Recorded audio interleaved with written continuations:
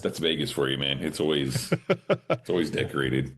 I've never been. All right. So since I know What? we're I know. It's like the last major city on my list that I haven't ticked off. I need to make it out there one of these days. You're ticking Damn. us off by saying you've never been there.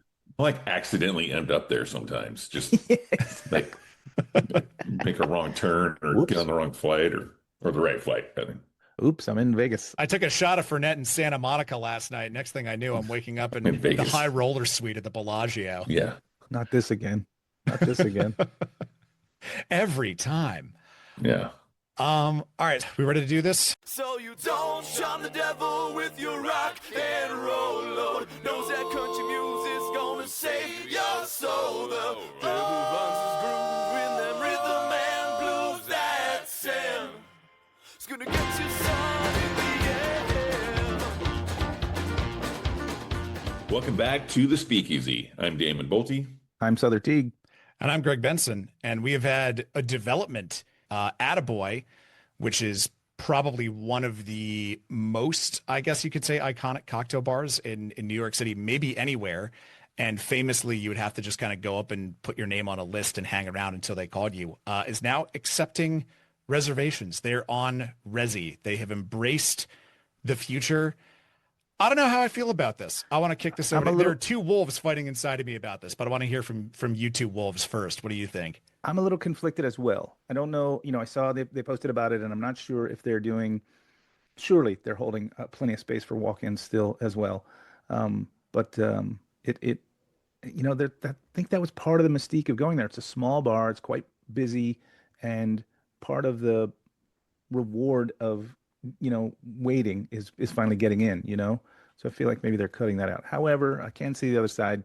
You may have traveled from far away. You don't want to risk not being able to get in. You're only going to be here for a few days. It's New York, things happen. So maybe I obviously I see both sides, but man, what a huge transition for what a, like as you said, storied slash iconic space. Yeah. I mean, like the funny thing is like on social media, the Attaboy guys and Jeff Bell from PDT have this Hmm. ongoing kind of Rivalry.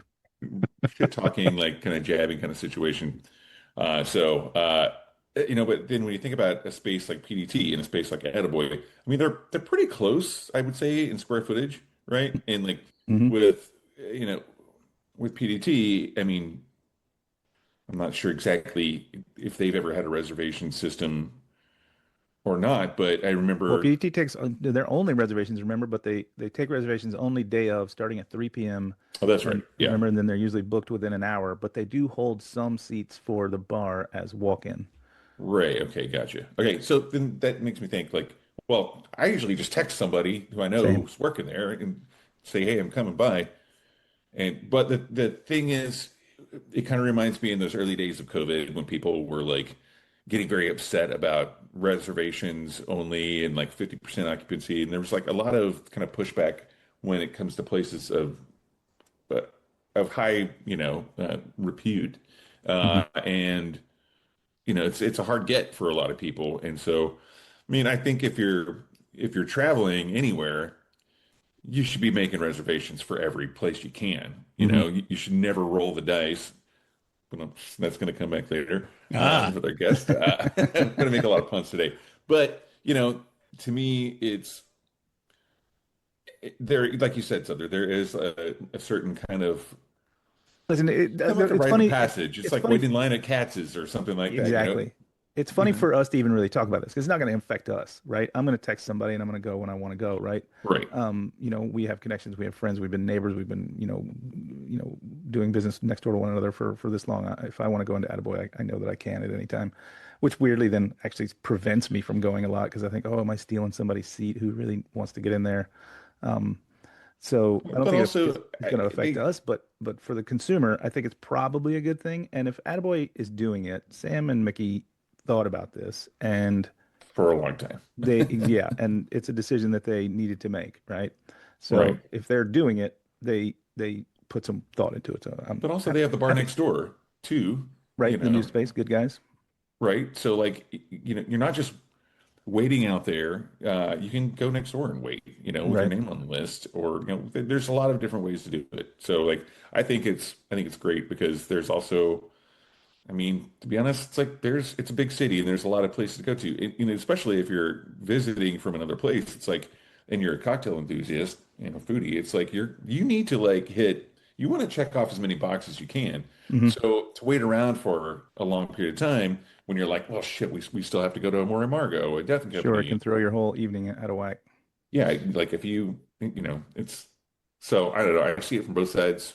Um, Yeah, I guess it kind of comes down to like how much you think the rarity of a hard to get into space adds versus what it detracts, you know? Because I feel like for me, the good wolf, that's always like, no, like we want to have as egalitarian of a space as possible. We want to make sure that like maybe someone can't wait around in January weather for like, 2 hours or whatever to get a spot, right. but they really, really want to go. I like that we have lowered the barrier to entry for people who, the challenge of kind of filibuster standing your way through the wait list was the challenge, and the reward was a seat at the bar. On the other hand, oh man, I don't know. Like there is something about I'm never going to be a competitor on American Ninja Warrior, but I can imagine how fun it is to make it to Like, the end of one of those courses and stand up at the top and just be like, I have defeated my enemies. And you do feel that way a little bit when you wait for a bar seat at Attaboy and then get it. And yeah. that's a fun feeling. I'm not going to lie. So I don't think we've really solved this problem. I think we've just presented both sides of the issue very Yeah. well. Well, there's Which I, also another factor here. Like, usually when you have a reservation at a place that's small like that, I haven't seen anything about the time constraints of like how long your reservation's for, mm, I'm right? curious. So like I think that's gonna be another factor. Like, because like guy like me, like, oh cool, I got a 6 o'clock reservation. I'm gonna stay till midnight. Right. It's like, so then it's gonna fuck up the whole Resy book too. So it can't, like you said, like there's got to be room for walk-ins, and there's got to be room not just for walk-ins, but for those people who stay a little too long at their, Just reserved make Right. place. sure that when you're booking it under Resy, under there, like, is there anything we should know? Just write down it's Damon Bolte, and they'll be like, Yeah. oh, okay, we'll Yeah. clear Yeah. the decks for this seat for the rest of the night. Then. Right. That Sam Ross, he owes me for helping him pull his Vespa out of the mud during the hurricane. Um, Yikes. no, but yeah, I mean, like yeah, at the very least, it's gotten him some press. Yeah. That's true. We are talking We're about it. talking That's about the it. point. Yeah. Speaking of things people are talking about, Sother, the Kickstarter for Sauced has gotten some good buzz, huh? Yeah, we're currently one of the what they call Kickstarter favorites. So Kickstarter bumped it up in the algorithm and put it on their landing Cool. page. Sauced is the podcast that I'm doing with Tim McCurdy. We're going to launch it in January, but we're doing fundraising through Kickstarter. We've smashed past 2 stretch goals already in just under a week. It's pretty amazing. I'm really excited about what we're going to do. And just for our listener, Sauced is going to be myself and Tim, who are both former chefs. We're going to break down food recipes that involve booze. And then we're going to talk about like how we like to make that recipe. So the first episode is beef bourguignon, which uses plenty of red wine. And then the second half of the show, we talk about what we would drink while we use that while we use or eat that recipe. So we're going to be drinking with booze. Cooking with booze and drinking with food, and that's how we get sauced. We also like drinking Nice. with booze too. That's another Yeah, another always, favorite pastime of always. ours. So if our listener wants to go back to Kickstarter, it's kickstarter.com/sauced. And we're super excited to do this project. So like, jump on board with us. Hell yeah. We'll have a link Nice. in the show notes too. But speaking of places that everyone wants to get into, but Yeah. are maybe a little bit difficult to find, maybe a little off the beaten path, our guest today is the executive director of beverage at MGM Resorts International. And as part of his official duties therein, he just opened The Vault, which is a hidden 50-seat cocktail bar inside the iconic Las Vegas casino, the Bellagio. We've got Craig Schoettler. Craig, thank you so much for joining us, man. It's great to have you. No, thank you for having me. And just to chime in on the Attaboy, Yeah. Sam and Mickey are idols of mine. I've known them for years from their Milk and Honey days. Great humans and also amazing craftsmen Yeah. in our world. So glad to hear that you guys are talking about them because Yeah, man. Yeah. Well, I mean, they are easy to talk about. I also want to add something about the whole reservation thing, just to make it a little bit, I don't know, a little bit more diplomatic. I remember when you used to have a key to get in.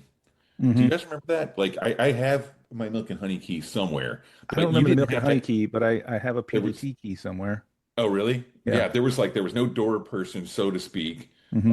You would just open the door with your own key. Like it was pretty crazy, man. Yeah. Um, but luckily, there's places for reservations there. And like the thing with the vault, which I can't wait to hear about, you've got 50 seats and it's as far as speakeasies go and a hard place to get into, it's a pretty big one. 50 seats is like the size of my bar Grand Army, basically. Right. So like that's pretty cool. And like to me, it's there's the vibe of it, but then there's like also a very welcoming, hospitable side of it with enough space for, people to come in and not feel like you're at Milk and Honey with four seats, Right. you know? So we want to Right. hear a And, little bit about and that. and we don't necessarily define it as a speakeasy. Hmm. It's more of an oasis that you're coming into our living room. Gotcha. Cool. Hmm. We want the staff to treat you as if they're coming into their own house, and we want everybody to show their personality. And it comes a lot from my days at Alinea Hmm. and how that mindset was from the service staff to then translate that to here to make it feel personable, feel comfortable, not feel stuffy. Yes, it's a very luxurious room. Yes, the cocktails are of high quality, um, but we want you to feel like you're at our house, Yeah. not you're going to get white glove service, and you're going to get white glove service without the gloves, but it's not going to be necessarily served from the right and cleared from the left. Um, we want you to feel like you're having a good time because a lot of the social environment of going to a bar is feeling comfortable. Yeah. 100%. And when you are in a venue where you feel like I can't order a vodka soda, now you don't feel comfortable. Hmm. So we would rather you have a specialty cocktail, but if you want a vodka soda, we'll make you the best vodka soda we can. Yeah. Well, let's drill down on how that looks in practice because, you've set a pretty high bar for yourself there. I'm quoting from the description that you sent over. The Vault is describes itself as one of the most ambitious beverage programs in the country, redefining what a luxury cocktail experience can be and a rare opportunity to quite literally drink history. And that on top of creating this warm, welcoming atmosphere that you've just described, I'm not going to say it's impossible, but it does sound like it's a very difficult needle to thread. So I'd love to know some of the philosophies and some of the strategies that you put into your service to make it so that it's all of the things I just described and then some. So when it comes to the actual product, we have glasses that have frozen ice from coconut milk on the side. We have house-made sodas that are poured tableside. We have vintage spirits from the 30s, 60s, 70s. But what the big thing about this venue is we're trying to create an experience. It's different than the experience you get if you go to the sports book or you go to the Baccarat Lounge. This is something that's meant to be memorable, and you want to take what you had being at Bellagio, being at the Vault, home with you and remember it as Kind of like George this. Clooney at the end of Ocean's 11. Yeah. Yes, but we're hoping nobody steals any money. Remain hopeful. But what's funny about that comment is it's called the Vault. It was actually a casino host office prior to the build out, which is behind the main cage of Bellagio. Oh, So wow. when you make the Ocean's 11 reference, it's like Not too too far soon. up. Yeah. I mean, I'm sure you get that all the time, but it sounds like it was actually like quite a project to build this out and create it in this kind of hidden space. Yeah, and it's again, we don't call it a speakeasy, as I mentioned earlier. We call it an oasis, if you will, because you have the like literally the outside of the door is a casino pit. So there's roulette tables, there's blackjack tables. It's literally It's on the floor of the 5 casino. feet from the front door. Yeah. But when you come in here, that's all gone. Right. So you have this area where you can forget about, like, we could be anywhere. This venue could be in San Francisco, could be in Chicago, could be in New York, could be in LA. And no one Sure. would know the difference. Sure. It's transportive. It's transporting you out of that like loud, raucous lights, bells, whistles, happenings going on, cards being dealt, roulette wheels spinning, slot machines cranking. And then you're in this quiet sanctuary, this oasis. Right. That Um, I think all of us are quite big history nerds, which means we're all well aware that we're not really drinking the same spirits that our grandfather drank, because they've changed over time. But you maintain a back bar of rarities. How do you, A, maintain that back bar? Where do you gather these things? They're not out there in large quantities. And then B, how do you like approach making modern day cocktails using spirits that are not modern day? so from the selection, we'll start with the vintage. There's a lot of other venues that carry vintage spirits. Sure. We curate it specific to what we want to do. So it's not a here's 700 different vintage spirits, um, just to say we have vintage spirits. Hmm. We source them specifically for what they are. So like having Bacardi when it was made in the Bahamas, as opposed to current day it's made in Puerto Rico, right? We're not saying it's better. We're just saying it's different. And you're drinking something from a point in time, and we're transporting you to that point in time. That here is a daiquiri that's made with 1950s Bacardi. This is what a daiquiri in the 1950s would have tasted like. Not saying that it's better than 2025 daiquiri, just saying it's different and it's an experience that you can't get anywhere. So we source the products, we allocate our allocations to the venue to ensure that the guest that is coming in here has that ability to have an experience that they can't get in most venues in Las Vegas. Well, speaking of that, like speaking of the clientele, you'd mentioned, you said San Francisco, LA, Chicago, New York, the three of us over here, New York guys. I live in San Francisco now. Chicago's where you were before with Alinea and Aviary, right? In LA, of course, right? So like that's the thing about Vegas. It is the town itself. It was the oasis, in the desert. And so you're talking about this oasis within the oasis in certain ways. So a lot of your clientele, especially on the strip, they're coming in from other places, right? So they have these experiences, that there's a reason why, the Aria has Carbone and the Park MGM has the Nomad, right? Because it's something that's been really cool lately with the kind of, over the past, I don't know, 15 years or so, I would say, in Las Vegas, where a lot of these like popular restaurants that aren't just like Mario Batali and Guy Fieri type places, it's like a little bit more kind of focused in, right, on certain styles, like the aforementioned, like Maitre Food Group with Carbone. So you've got But speaking of that, we just opened Carbone Riviera at Bellagio, oh, which cool. you guys Incredible. are in town, you got to check it out Yeah. because Yeah, it's on the definitely. lake.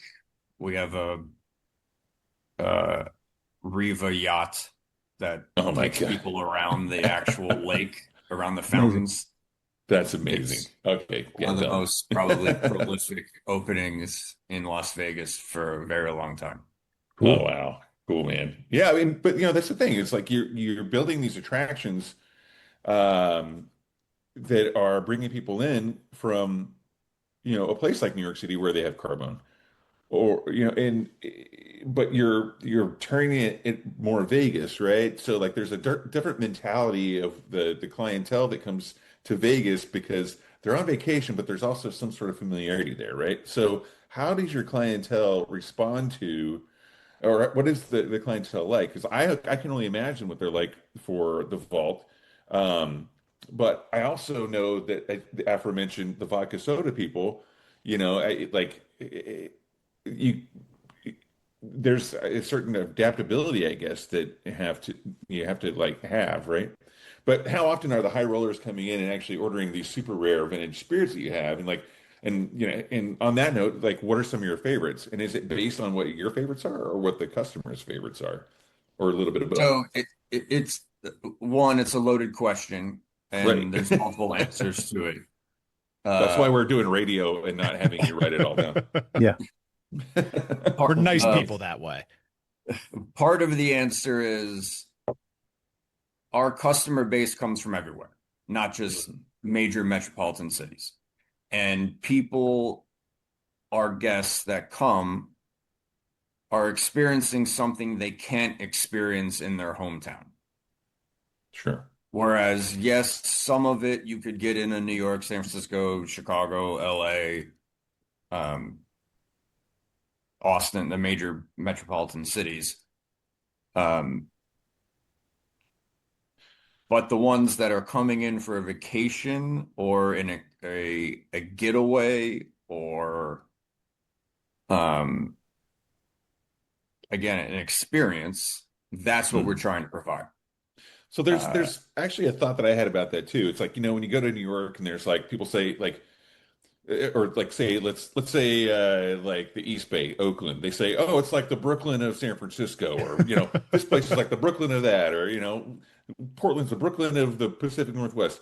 There's also this is like the Vegas version of that place, the Vegas version of this, so there's a certain influence from something, but then like you put the Vegas spin on it, so it's not just having that at the place where they're from. Like if you're from Madison, Wisconsin, and you drink brandy old fashions, it's like, okay, cool.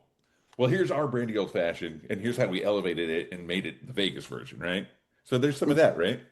right, but it's also not just smoke and mirrors. So we want Sure. to be intentional with what we do, and that's something that I'm very uh, proud about our programs is I don't want to do anything for the sake of doing it. There Right. needs to be a reason why.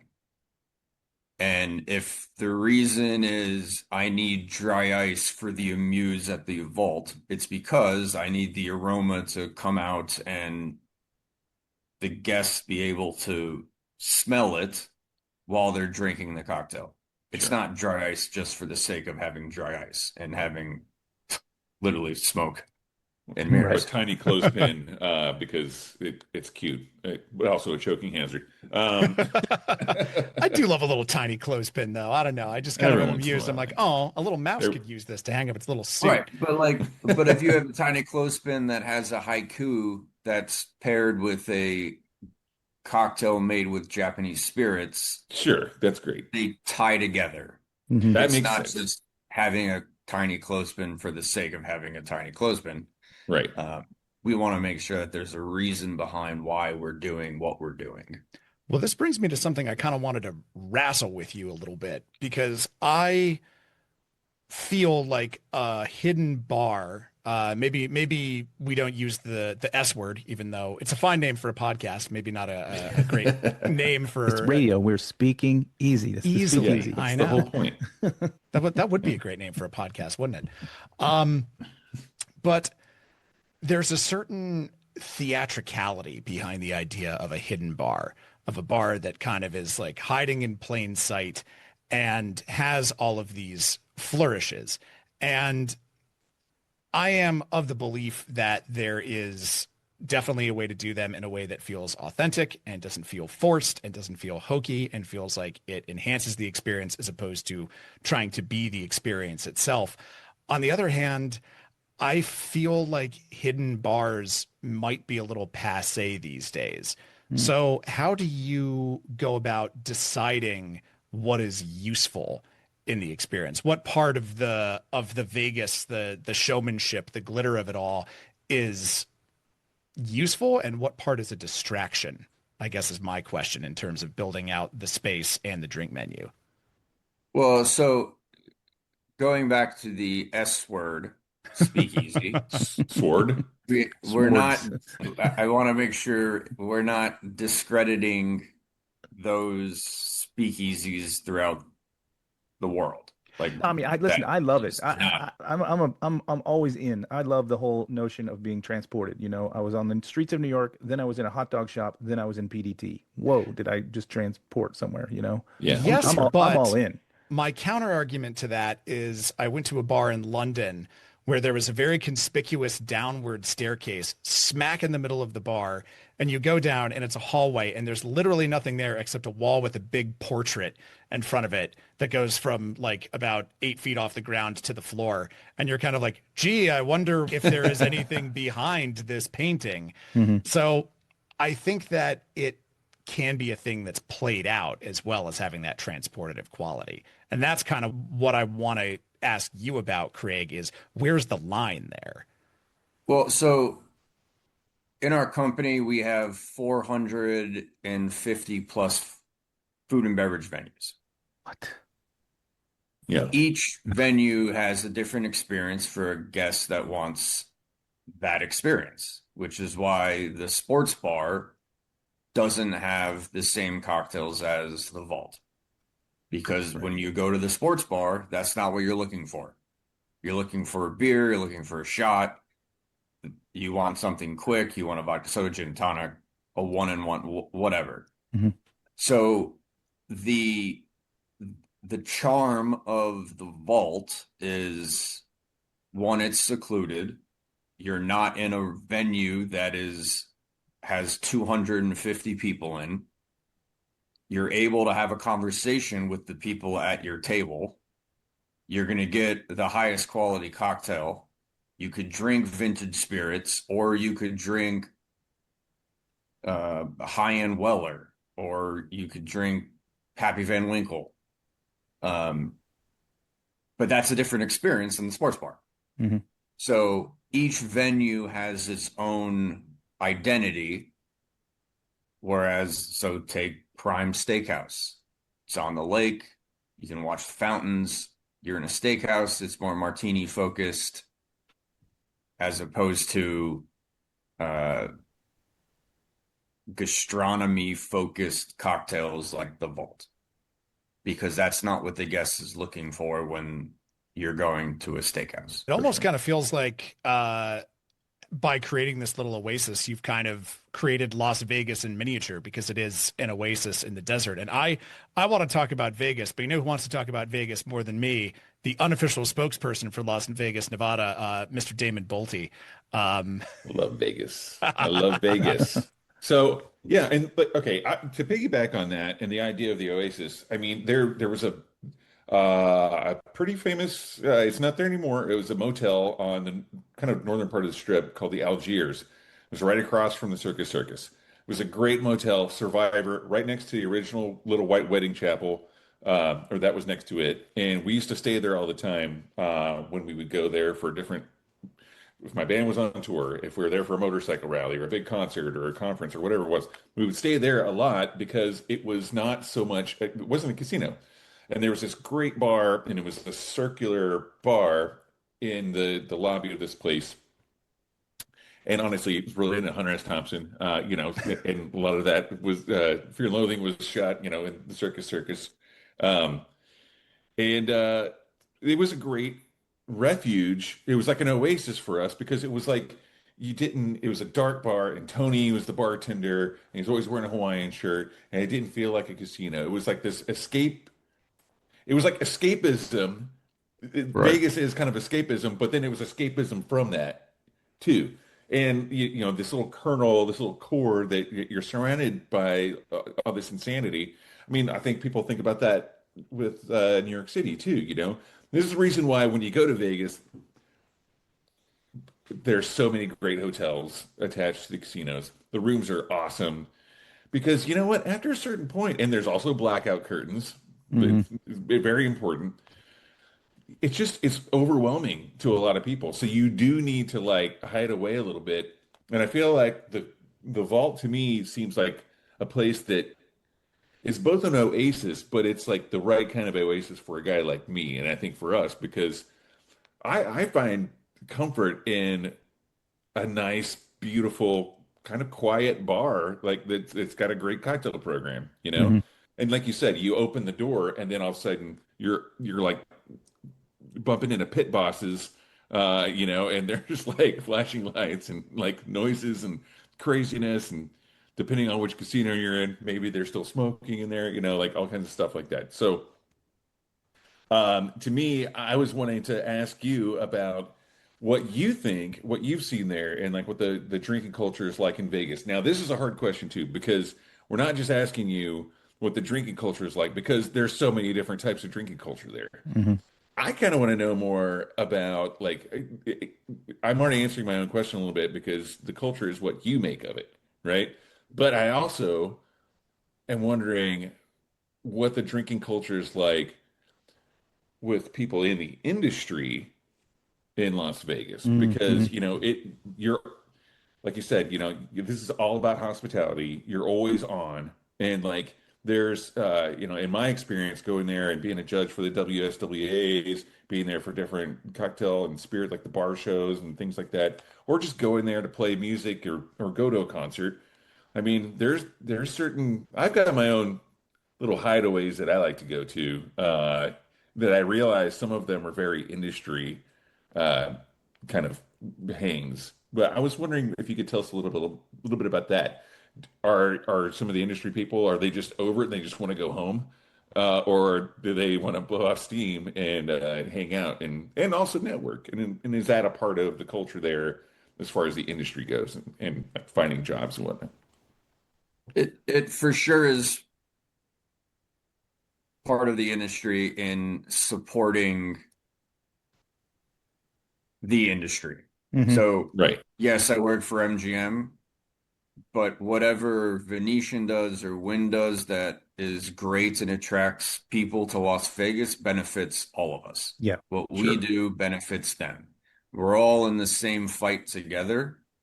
Obviously, we have different goals in that we want everybody to come to MGM. Wynn wants everybody to go to Wynn. Venetian wants everybody to go to Venetian. But anything that our competitors bring only benefits the city because chances are of a guest staying on one property during their stay is fairly small. They're going to Sure. go venture out to somewhere. The industry would be going somewhere probably off strip Yeah. because most of the time, those that work on the strip, that's the last place you want to go when you're not working because you do that 60 hours a week, right?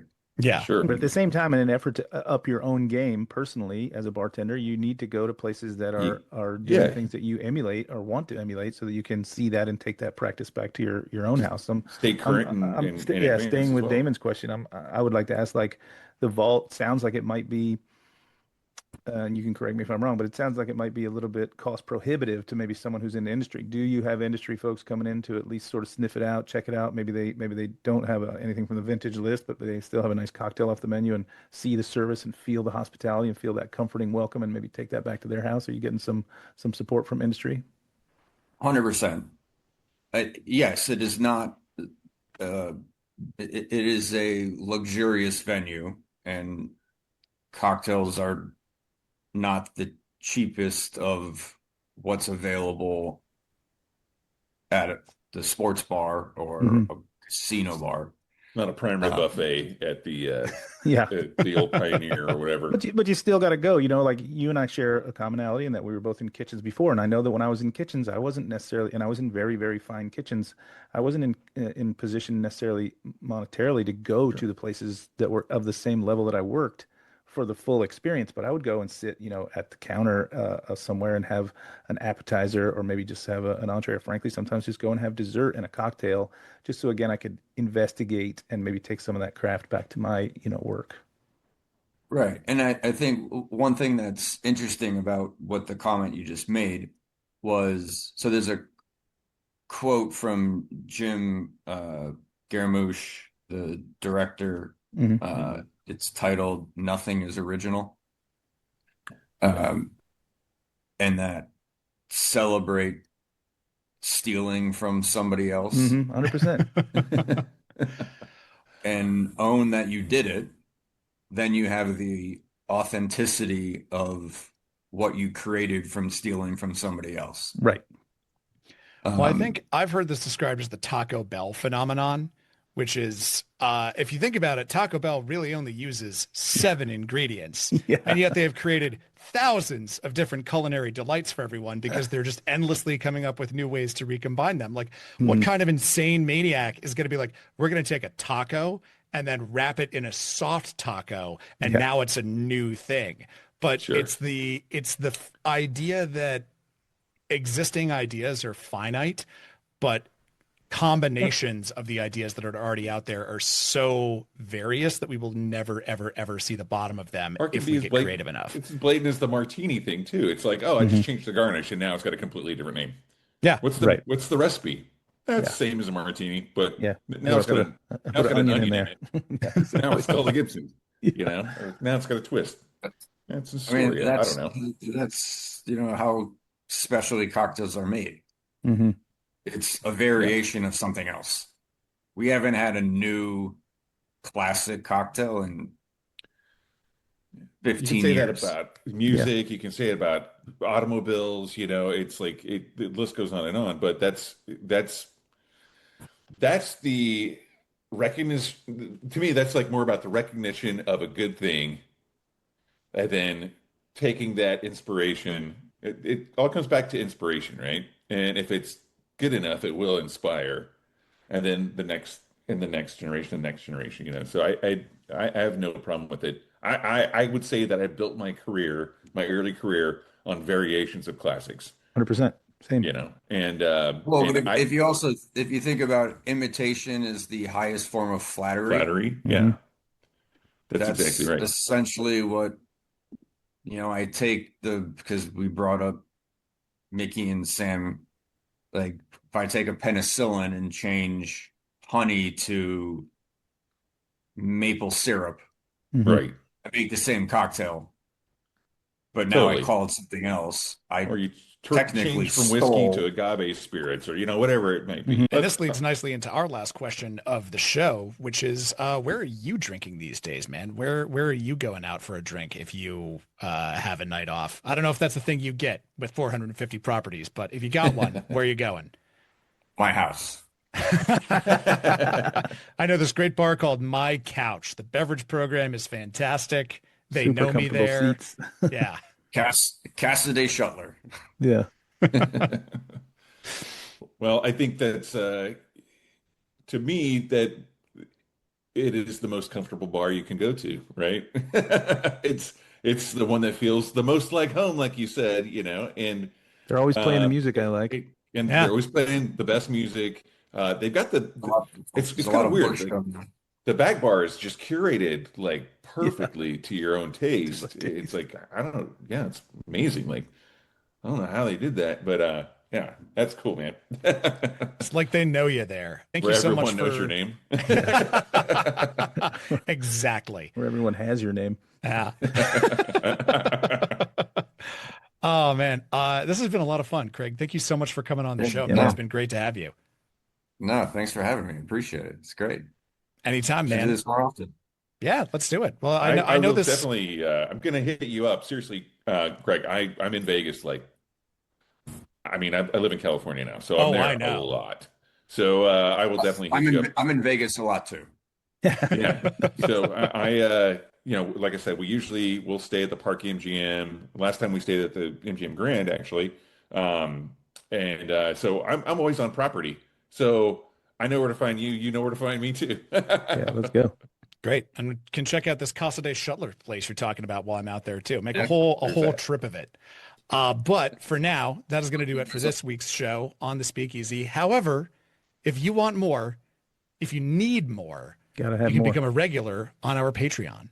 Our regulars get just about 95% of the love I have to give in this terrestrial form. Plus, they get cocktail recipes from all of our guests, access to our live monthly hangouts, ad-free listening, a free cocktail kit each and every month from our friends at Shaker and Spoon, and more podcast. I'm talking about more Speakeasy, longer shows. We simply had too much banter with Craig for our main show today. So if you want to hear us go extra deep into luxury bars, antique spirits, the spirit of Vegas itself, sign up and become a regular today. We got you. And as a little pot sweetener, you can join us for our next after hours hangout on Monday, November 24th at 8 p.m., the last Monday of the month. Sother and myself are going to be hanging out live in Meat Space, taking questions and taking requests about what you would like to see us drink. So if you are intrigued by that, and really, who wouldn't be, become a regular and you can hang out too. And on top of that, we here at Speakeasy Industries have a big week coming up. First, we are releasing Ice Week, our answer to Shark Week that has nothing to do with a masked paramilitary force. It's about the good kind of ice. We're releasing that on Monday and airing all next week in partnership with our good friends at Claris. Then on Thursday, November 20th, the next installment of After Dark Confessions is happening in downtown Brooklyn. Come on in. Your soul will be cleansed while you wait. And Sother, you want to do any specific plugging about Sauced, or did we cover it pretty much at the beginning of the show? We covered it at the top, but man, I would love your support for Sauced, my new podcast that's going to be coming up with me and Tim McCurdy, where we break down the recipes of food that have booze in them, and then we talk about what drink we would make to go alongside of that. The Kickstarter is live right now. It's Kickstarter // Sauced. Kickstarter.com/Sauced. Let's get sauced together. Absolutely. We'll have that link in the show notes. And you know what? There's room in my heart for more than one Sother Teague podcast. And I think everyone should take a page out of my book and go and join your Kickstarter. Thank you. And of course, we are now on YouTube. You can check us out at youtube.com/@speakeasy.podcast. And while you're there, subscribe, comment, help us beat the algorithm and reclaim this planet for the human beings. Link is in the show notes. And be sure to tune in next week when our guest is Daryl Chan from Portrait Bar. They have been hot on the scene here in New York City this year. They're racking up all kinds of press and awards and making some pretty damn good martinis. So be sure to tune in for that. But until that day comes, cheers, everybody. Cheers, guys. Thank you. So you don't shun the devil with your rock and roll load. Knows that country music's gonna save your soul. The